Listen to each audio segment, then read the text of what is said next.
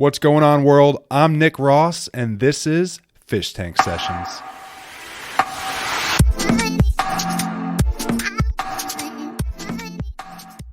People of the world, we have Jacob Khul with us tonight, AutoDegenerate.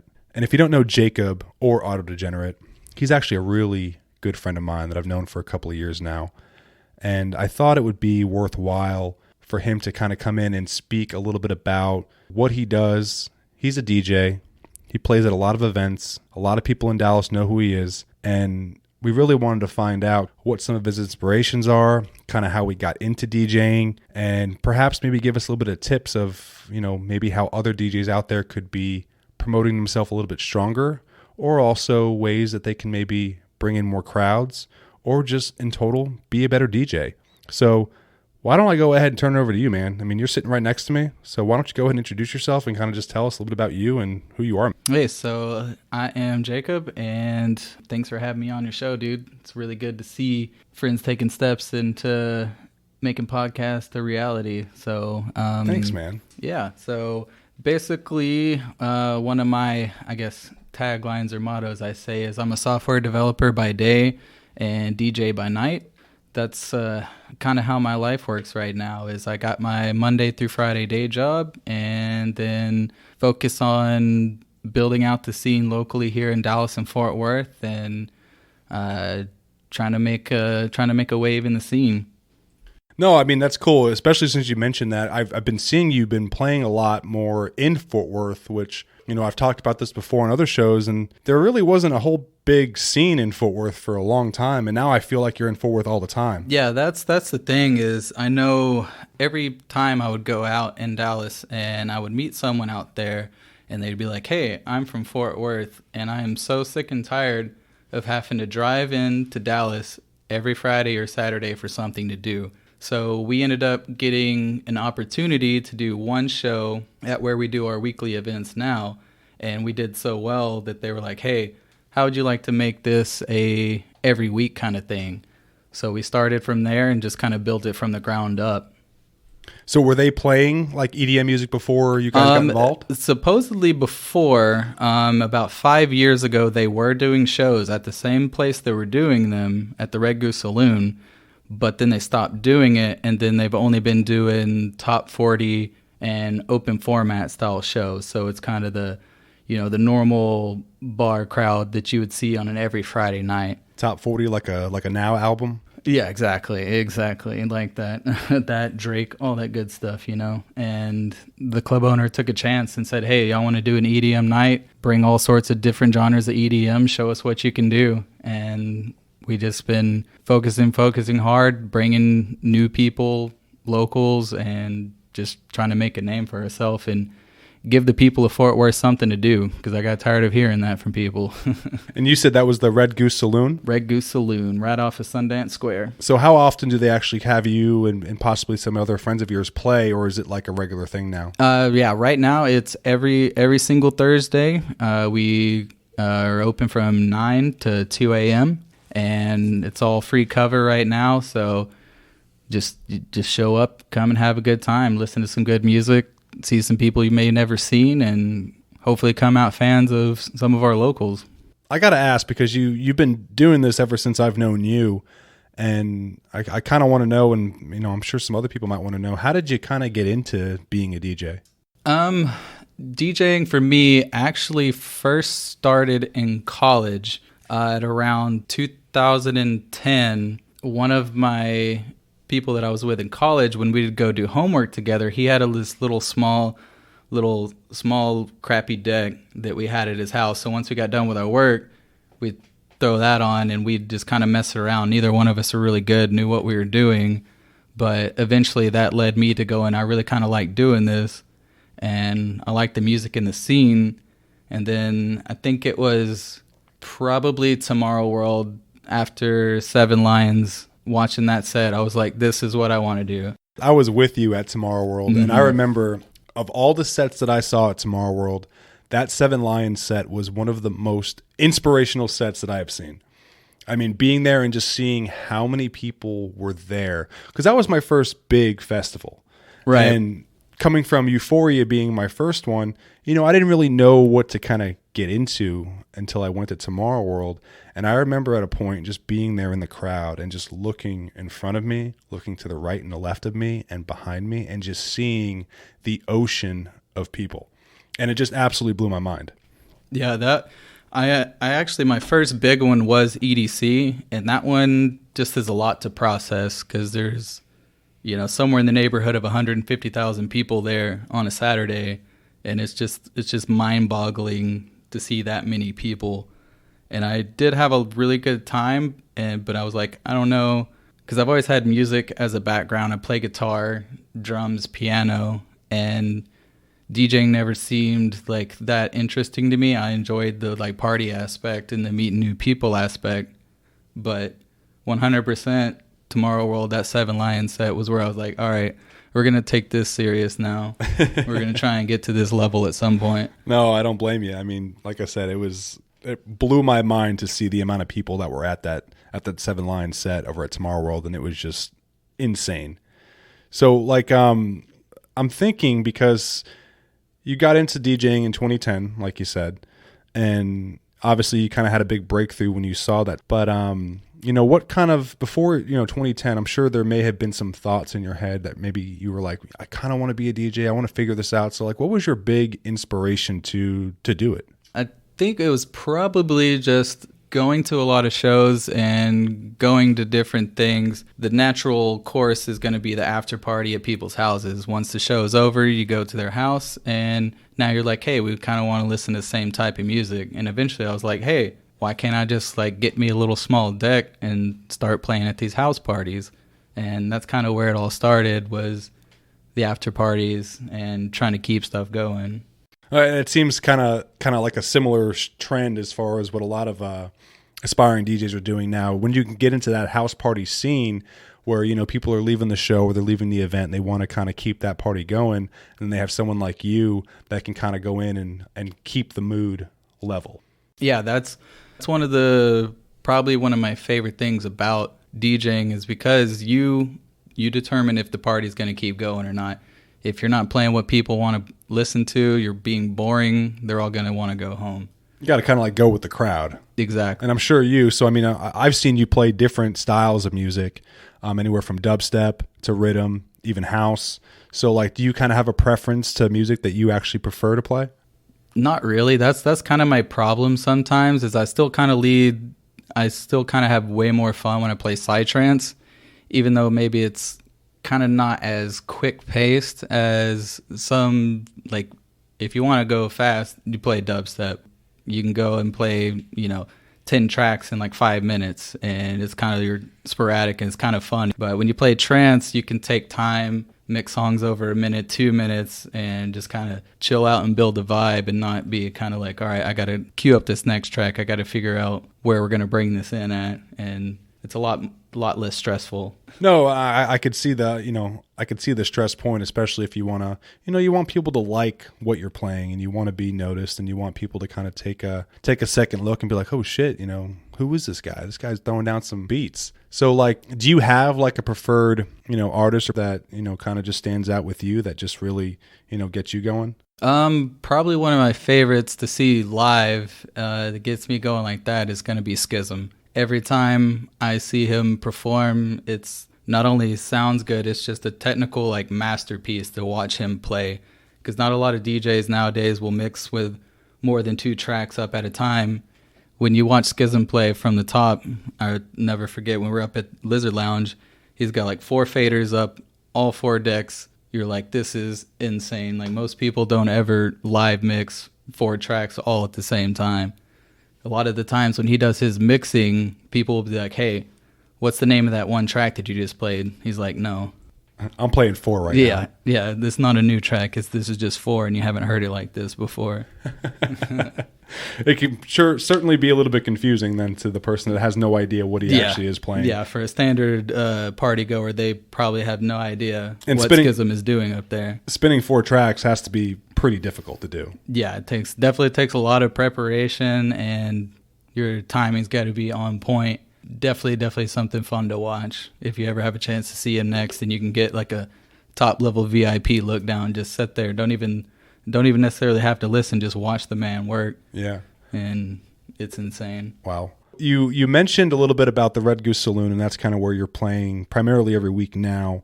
Why don't you maybe tell us about any future events that you might have lined up, or also tell us about some events that you've done in the past? Yeah, so right now, future events that we got going is going to be the Flow Fair, which is a local event that's put on by pretty much every Dallas collective that is around in the area. And it's going to be trying to kind of recapture some of the vibes that people liked about Middlelands with the Renaissance vibe, but keeping it locals only and trying to build some more awareness about locals. So when is Flow Fair going to be? That is at the end of March. I actually just have them pull up the dates here. So it's coming up then. Yeah, it's coming up real close. Nice. Okay. Well, hey, man, if everybody wants to go check out AutoDegenerate, go check them out at Flow Fair. Yeah, we're going to be out there, and I'm also going to be volunteering at the Med Tent on Friday. So if you have to come see me at the Med Tent on Friday, I shall be there. From my experience with you, you also played Groove Cruise, did you not? Yes, Groove Cruise was honestly one of the most insane experiences as a musician, artist, and it kind of showed what the power of friendship can do for you. Groove Cruise, there was a couple of people that decided they wanted to go, and our friend group is so large and so organized where Nick DeSheffy was like, hey, let's get everybody together and let's get some rooms. And he was like, hey, well, we should be getting discounts. So we went and reached out to the booking people, and they were like, okay, we can give you these discounts. And Nick was like, hey, by the way, one of our people is a DJ. What would it take to get him on stage? And they were like, well, as many people as you already brought, let's just submit a mix. If his mix passes, we'll put him on. And ended up submitting a mix, and they liked it. And they ended up putting us on the lineup, which was insane to see for someone small like me, to see my name on a festival flyer that's on a cruise ship. On a cruise ship, nonetheless, with people like Cosmic Gate, people that I've looked up to. Right. Like, that definitely blew me away. So would you say that out of all the events that you've played at, was that maybe your most memorable moment, or have you had something else that maybe tops that? It 100% is, because of how it happened. Because we were supposed to play a set inside of the atrium, which the atrium is inside the cruise ship where the elevators go up and down. And we go in there, and I go up to talk to the stagehand right before. He's like, oh, by the way, we're moving y'all. We're like, oh, where are we going? Why? And he's like, well, the owner of Groove Cruise decided to move y'all because one of his staff is getting married, and they want the atrium. And I'm like, okay, that's cool, whatever. I'm like, so where are we moving to? And they're like, we're moving you to the main stage up on the top pool deck. Oh, shit. And I'm like, with 5 minutes notice, I look over at Moody, who's with us, and I'm like, I hope you guys are ready, because we're about to go set up here with the big boys. That had to be like a rush, like when you found that out, especially if you know, for one, it was a last minute thing whenever you got even to submit a playlist and they accepted it. And so you already had a booking on Groove Cruise, and then you were going to be playing at a smaller stage. And then all of a sudden, hey, we're giving you main stage on the top roof deck. Yeah, because it slowly kind of creeped in, because once we knew we were getting booked, that was really a milestone. And then the next thing we know, we were getting emails from hospitality. So we were getting email, and the people that were running hospitality was from Insomniac. So when you get an email that says, like, you know, so-and-so at Insomniac is asking you questions about what you want on your rider, you're like, what do I even ask for? Should I even ask for anything? It's probably like all new. I mean, you probably haven't got pulled into a situation like that before, especially when Insomniac's involved. I mean, as big of players as they are. Yeah, that was the first time I've actually had to come up with a rider and be like, all right, what do I even want? Did you figure it out?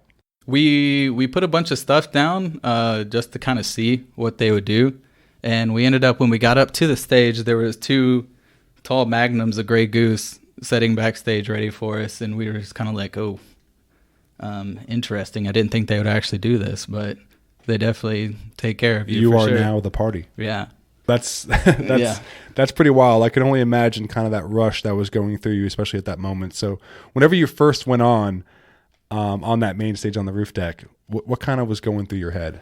Like most people probably in that situation panic for a little bit while you're walking around behind the stage waiting for the previous DJ to get off. You're like, okay, because I'm a person that I don't pre-plan my sets at all. I go, let's find 100 tracks, enough that could probably fill up an hour set. Let's download them and just throw them on here. And then when it's showtime, is let go and figure out how to build your set while you're playing live for the first time. Some of these tracks I've only listened to once, much less ever played them. Well, that's kind of cool. So it's like you don't have like a pre-recorded set. So you're just kind of, picking the tracks that that you like, and then just kind of putting them all together as you go. And that's got to be a little difficult to do on the spot. It is, but I think that if I was to do it the other way around, I would be bored. To be honest, it's like I don't necessarily enjoy the preparation side of DJing. I like the art of showing up and say, hey, can you make this work? Sometimes it blows up in my face, and sometimes you try to force stuff that doesn't work together, and you're just like, oh, well, crap, I hope nobody cares or notices right there. Sure. But, well, I think a lot of people, especially like, people that haven't maybe been out into that the show light, might get a little bit nervous, especially if it's their first time, even whether it's a new venue that they've never played at before, or they're playing at a, main stage on the roof deck of a cruise ship in the middle of the Bahamas at night. I mean, come on. With full stage production. Yeah. That's got to be badass. Yeah. Well, 100%. Like it took me a month to come back to reality after that. There was nothing that anyone could say or do to me to make me feel bad about anything, because I was way too happy about that. Since you were kind of talking about that a little bit, I wanted to kind of leverage a little bit further. So, I mean, we all make mistakes every day, especially, if you're up there recording, or not recording, but if you're up there playing your mix, and like you just said, the last thing you want to do is make some big mistake and then, hope no one catches it. What would you say is like a mistake that you see a lot of new DJs doing, and what advice would you give them to, maybe continue the hustle and being an aspiring DJ?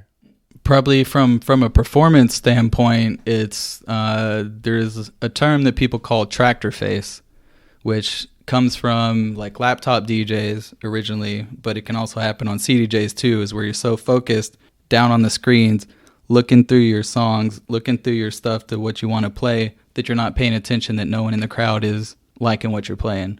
So at that point, you're so focused on playing what you already pre-planned or the route that you were going, you didn't even notice that, hey, everyone at the bar is just sitting there bored. So they're just like looking around, like, okay, I can't groove to this. They're not having a good time, so it's almost like they're just waiting for, okay, who's up next? Yeah, you need to be able to. That's the beauty of not having pre-planned sets. Because what if you pre-plan a set and they don't like it? Well, guess what? If you're going to keep going down that route, you're going to be in trouble. So basically, what you're saying is, notice your crowd. Yes, I think the most important thing as a DJ should be number one on your priority every time you go out there. You're there to make people dance and have a good time. It's not about you maybe flexing your DJ skills. It's like, even if you're technically awesome, but your track selection is garbage, then it doesn't matter. It doesn't really matter.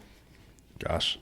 No, I mean, I can get that, because I mean, there's even been times too where I've even gone out to shows with with bigger well-known DJs that you're all pumped up to go see. Like, I'll give an example. Over at Wobbleland, when Adventure Club played, over at Bomb Factory, I was super pumped for Adventure Club. Like, I really was. Like, I mean, Adventure Club is just it's got the nostalgia. It does. Hitting you a little bit. And that's what I was looking for, was that nostalgia. And then when I watched their set play, because they came on last, it was nothing to what I was expecting. I didn't hear any of that nostalgia, any of that melodic. It was just all bass in the face, which, again, there's a time and a place for that, and I enjoy that. But, we just heard nonstop bass for hours. You're a Wobbleland. It's going to be 150 bro step bumping you in the face. Constantly. And then, I was looking for some of that feels when Adventure Club played, and it just kind of let me down. So, and again, I'm just one person, but like Jacob said, you got to almost kind of follow that crowd and play what people are going to groove to. No, yeah, definitely. That makes a lot of sense. I honestly never thought about that from a DJ perspective. I do see a lot of younger DJs playing, and you always see them just looking down, like you could barely see their face. Right. They're not paying. It's either that they don't know about that yet, or it could also be a sign of nerves too, where they can't look up. They look up, then they're going to lose track, because that's bedroom producers and bedroom DJs. They might be able to like blow out a mix and go crazy in their bedroom when no one's watching. When the second you put you inside of a club with live people, it's a different story. I can totally see that, and definitely understand how that would be a big thing to look out for anyone that's on stage performing anything, whether it's giving a speech, a presentation, or performing a set. And the other number one thing that I could say for starting out DJs to do is don't touch the master volume. So many people come up and they think that they're badass and that they brought, they're on the lineup now. They're going to come and crank the master because they think they're more important than everybody else, and then like blow out your speakers. So how does that work? Tell us a little bit about the master volume control. So pretty much every controller, CDJs, whatever, has a master volume, right? So that master volume feeds into all your main speakers. And even on the decks, it's got, green. That means it's okay. Then it goes up to yellow, and then it starts peaking at red.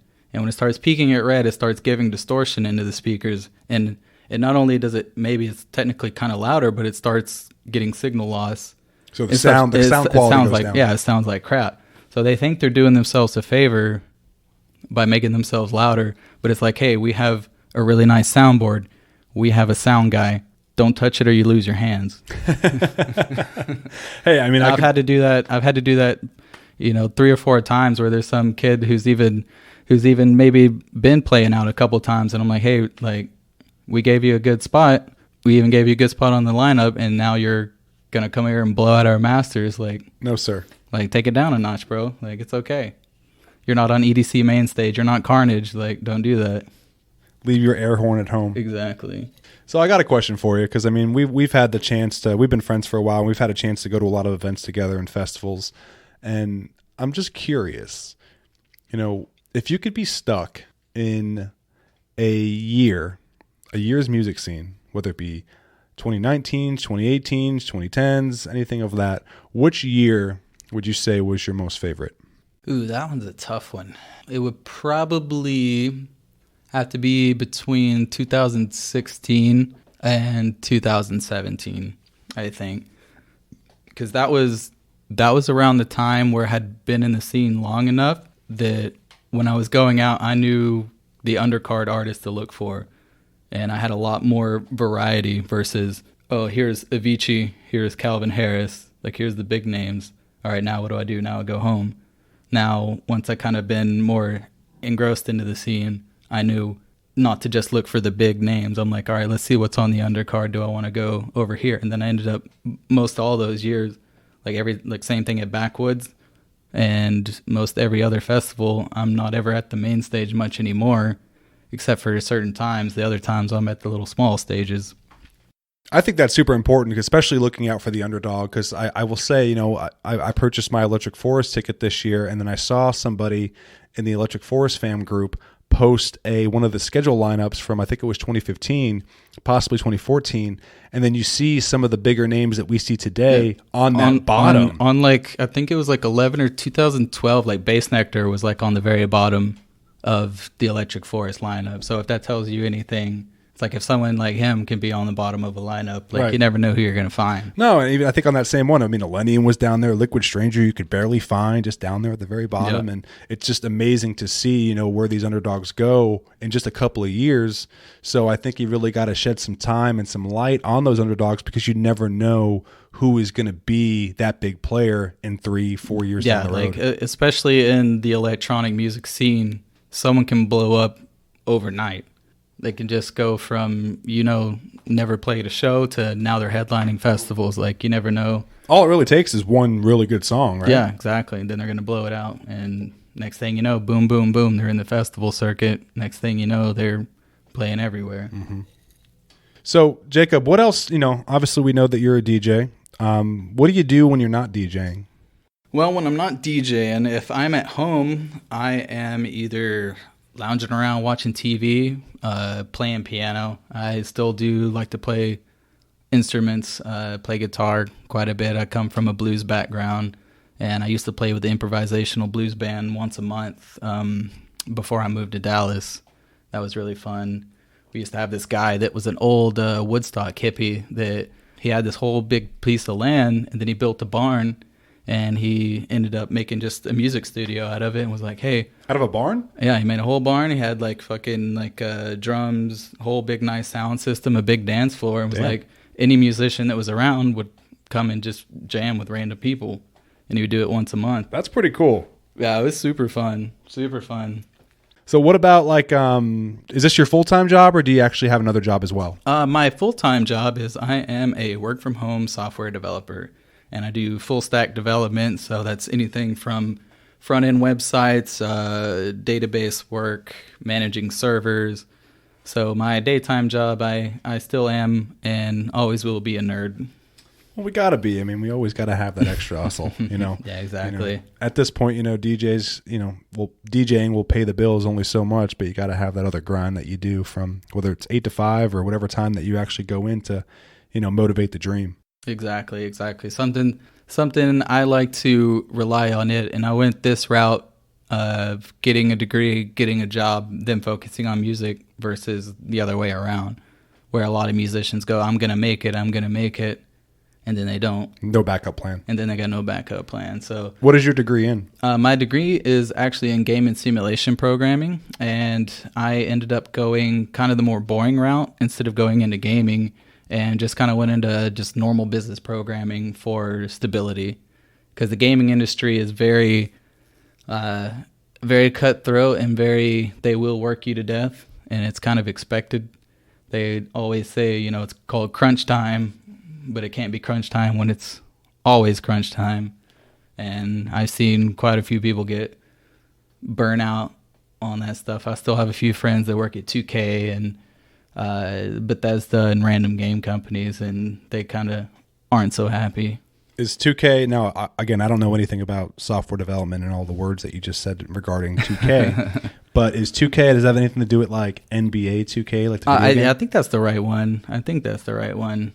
That sounds right. I don't ever remember what games they are, but like the Bethesda one. So it's like the sports, like EA Sports, I guess? It's kind of I think like they're that. different. They're different. There's like, you know, there's the Madden that's EA, and then there's 2K, which is like the off-brand, I guess would be a nice way to say that. Or is that a nice way to say it? I'm not a very big gamer, but we're learning.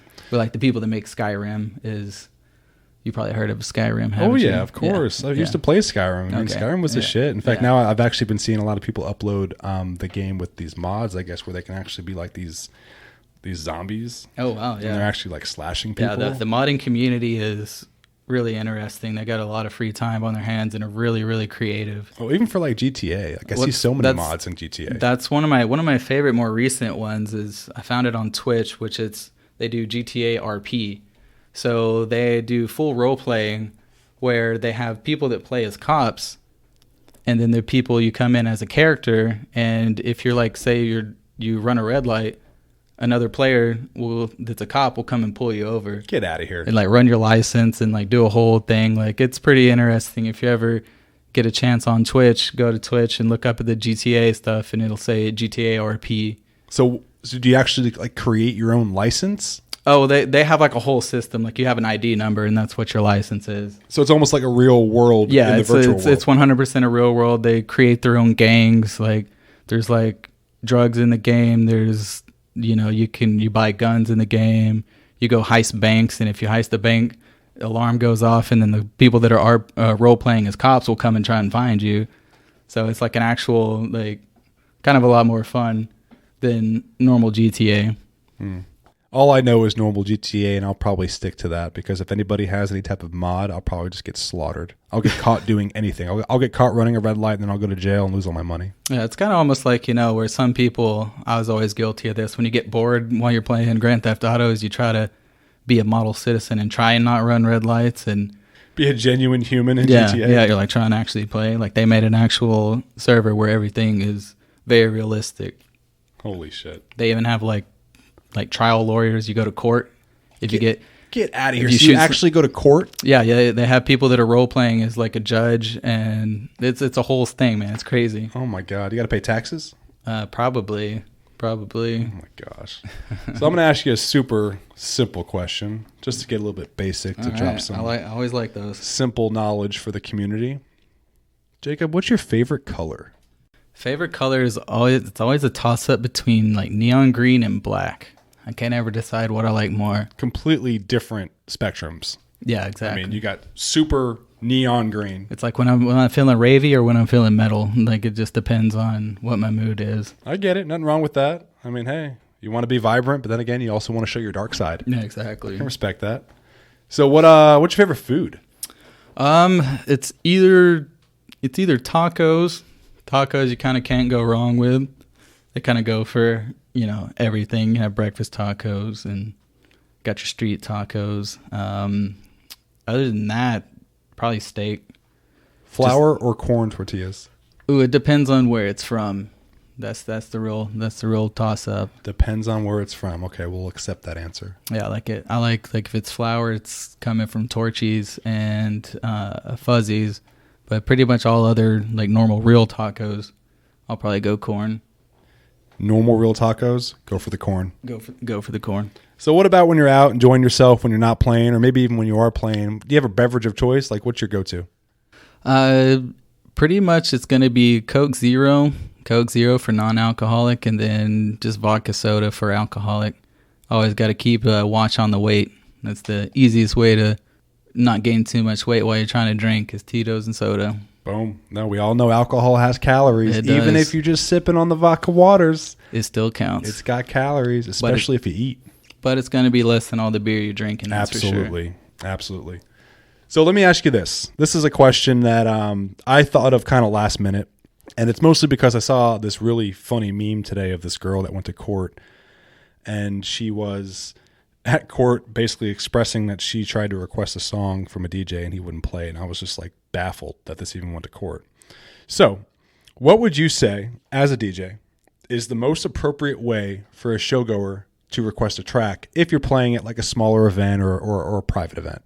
Yeah, definitely. That's probably the biggest key right there is time and place. If you're at, like, say, you're at some random top 40 bar in the middle of Uptown or Deep Ellum, then requesting a song like that is kind of sometimes to be expected. Like, and that's okay. You can go up and do that. A lot of good open format DJs will definitely do that for you. But say if you're at, an EDM event that's geared towards EDM and they have booked DJs, they were booked for a reason. They know what they're doing. Leave your request at the door. Don't do that. No request, people. That's the quickest way to make a DJ mad is like you requesting a song to us sounds like you don't know what you're doing. Well, especially like if you're in like a heavy psytrance set and then someone comes out, hey, will you play Elenium? It's like, yeah, whoa, it's a no, absolutely not. It's like I'm doing something here. Like you can either vibe or you can either get not with vibe it, and get out. Get with it, go smoke for a little bit. I don't know, do something, but don't come in the middle of that. So what about this? So what if you are playing like a private event where you actually have people that can easily come up? You're the only person DJing and you're taking requests. What is the easiest way for someone to make a request and also have you play it? Having Wi-Fi in the house, definitely, because I only have what I have, and if you come up and ask for something maybe a little more obscure, but like if you're a top 40 DJ and that's kind of the event that you're playing for, or even a non-top 40, and someone asks you, you're like, hey, all right, this house doesn't have Wi-Fi. You have to have a way to get it. Either if you're playing with a laptop, either via on your laptop. But if you're playing with like CDJs, it kind of gets a little more complicated because you have to put your music onto a flash drive before you get there. So you'd have to have your laptop. You'd have to like get another flash drive, get on the Wi-Fi, download it, export it from Rekordbox, and then plug it in. So it's kind of a pain in the ass. You kind of, if they have a laptop, it's probably reasonable that you can ask them to download it because they can drop it right in. But if they don't have a laptop, like you're probably going to not have a good time. Well, it sounds like requests can somewhat be a bit difficult at times. Yeah, generally they kind of are. So I know everyone likes to think that their taste in music is great, but sometimes it's not, and sometimes it's more trouble than it's worth for like that 2 minutes of that one song you had to listen to. But, you know, I guess that comes into where if you are trying to do private events, what I like to do is I always kind of get a feel for the audience of who's going to be there. So it's like, hey, who's coming to your party? They're like, all right, all these people like, you know, house music. Okay, then I go on a deep dive and hope that I can get most of the popular songs. And if you have to, go to Beatport, check the top 100 and say, all right, I'm going to download the top 20. Someone's probably going to come and request one of these. It's just kind of just do your preparation, do your research. Okay, well, that makes sense. Well, you kind of heard it out there. The best solution is no requests. I mean, these guys are professionals. Jacob's a professional. We know he knows what he's doing. So let him do what he's doing. That's why he's there. Yeah, just let us do it. So I appreciate you coming on, Jacob. Is there anything else maybe you want to leave our listeners with? Maybe like a final motivational saying or anything in addition to what you do that you might want to share with us? Just keep on trucking, and if you want to break into the DJ business, the one thing I can always stress is networking, and networking. Don't go to shows to have fun. Go to shows to network and talk with people, because that's how I got into the position that I am. Is I spent a good 6 to 8 months where I didn't go to shows to have fun at all. I was there to meet club owners, people throwing shows, getting myself immersed in the scene, and learning for the right people to talk to. I got to say, too, I mean, networking is twofold when it comes to anything that you do. I mean, you're only as powerful as your network, and you could be the best producer or the best DJ out there.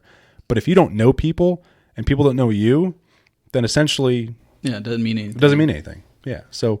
Like Jacob said, guys, you know, take notice of the crowd. If you get booked or you have a show or an event coming up, take a look at your crowd, see what's going on, see what they're relating to, see what they're jiving about, and take the time when you go to events when you're not playing to just meet people, network, introduce yourself, put yourself out there, get known. Yeah, exactly. We're all there to have a good time, meet new people, so don't just come and sit in a corner and be weird. Unless you want to, I guess. But sometimes it's a little fun to be weird. Right? I mean, you know, I'm all about that. I like the weird. I do too. Well, shit, man. Thank you so much for coming on, Jacob. I appreciate it. Hey, no problem, dude. Anytime. If people want to find you, where can they find you? Facebook.com/AutoDegenerate on all the socials as well. Instagram, SoundCloud, all that fun stuff. Okay, so it's all just /AutoDegenerate? I did. I was good about that, and branding. Yes, a lot of people fuck up with that too sometimes. Yeah, exactly. Well, awesome. Well, you guys heard it.